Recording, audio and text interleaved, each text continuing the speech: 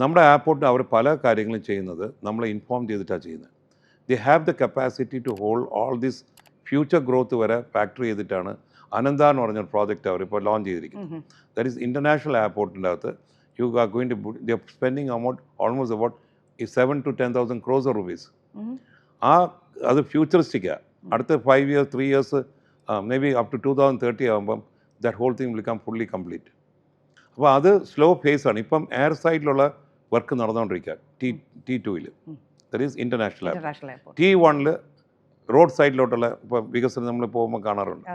So they are trying to make sure that actually എല്ലാം കൂടെ ഒരു സ്ഥലത്ത് കൊണ്ടുവരാനാണ് ശ്രമിച്ചത്.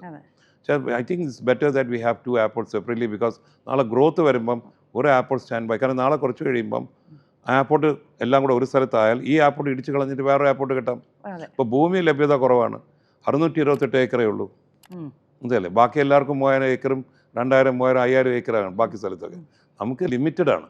അപ്പോൾ ലിമിറ്റഡ് പ്ലേസിൽ make maximum use and utilisation of the space.